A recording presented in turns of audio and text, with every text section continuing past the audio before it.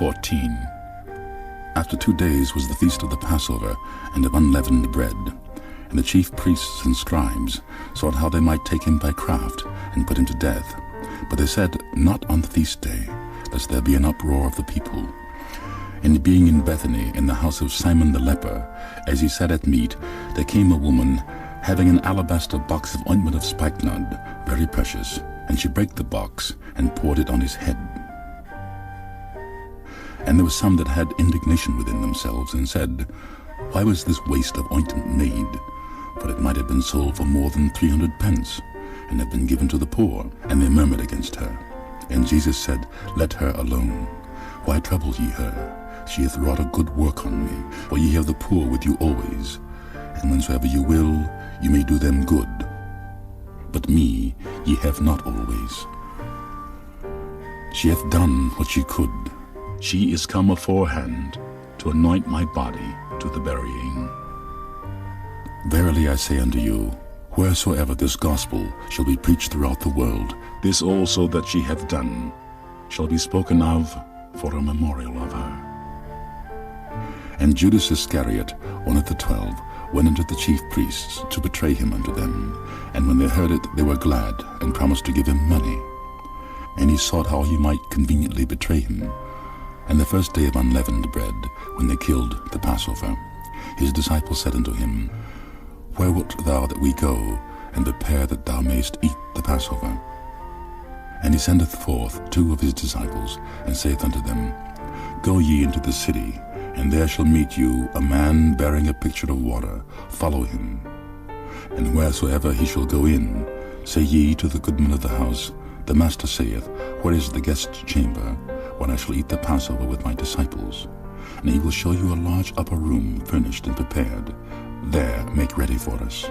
And his disciples went forth, and came into the city, and found as he had said unto them.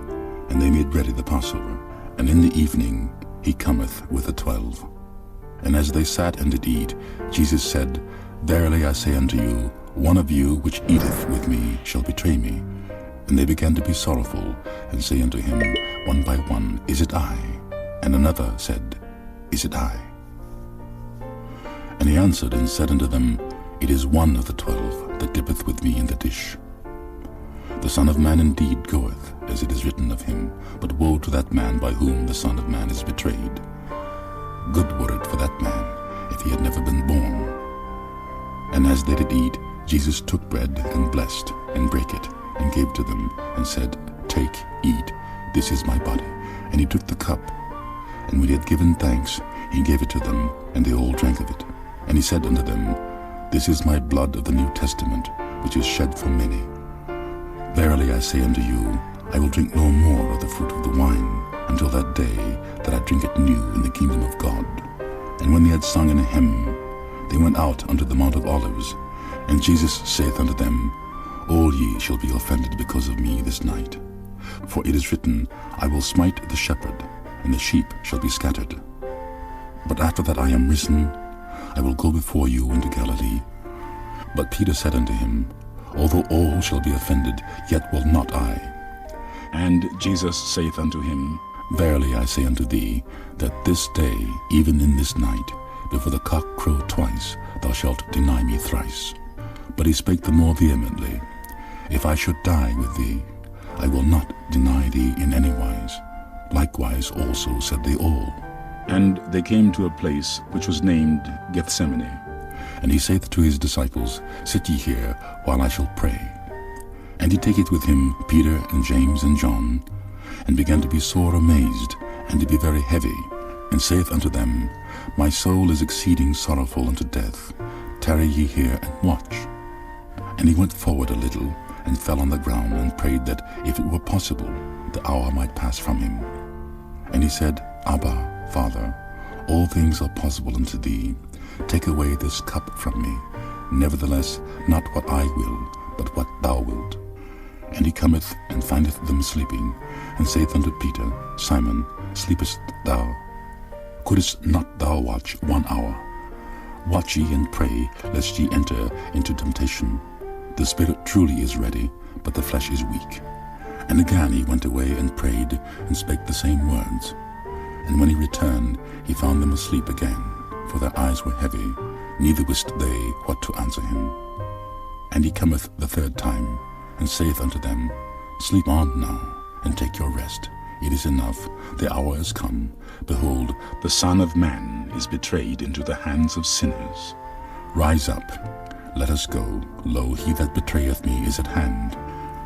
And immediately, while he yet spake, cometh Judas, one of the 12, and with him a great multitude with swords and staves from the chief priests and the scribes and the elders. And he that betrayed him had given them a token, saying, Whomsoever I shall kiss, that same is he. Take him, and lead him away safely. And as soon as he had come, he goeth straightway to him, and saith, Master, Master, and kissed him. And they laid their hands on him, and took him. And one of them that stood by drew a sword, and smote a servant of the high priest, and cut off his ear. And Jesus answered and said unto them, Are ye come out as against a thief with swords and with staves to take me? I was daily with you in the temple teaching, and ye took me not. But the scriptures must be fulfilled. And they all forsook him and fled. And there followed him a certain young man, having a linen cloth cast about his naked body. And the young man laid hold on him. And he left the linen cloth, and fled from them naked. And they led Jesus away to the high priest. And with him were assembled all the chief priests and the elders and the scribes. And Peter followed him afar off, even into the palace of the high priests. And he sat down with the servants, and warmed himself at the fire.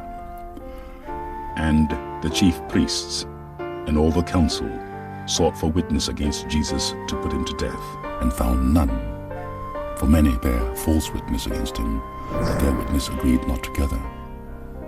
And there arose certain, and bare false witness against him, saying, We heard him say, I will destroy this temple that was made with hands, and within 3 days I will build another made without hands. But neither so did their witness agree together.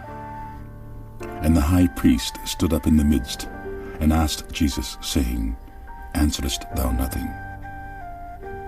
What is it which these witness against thee? But he held his peace, and answered nothing. Again the high priest asked him, and said unto him, Art thou the Christ, the Son of the Blessed? And Jesus said, I am.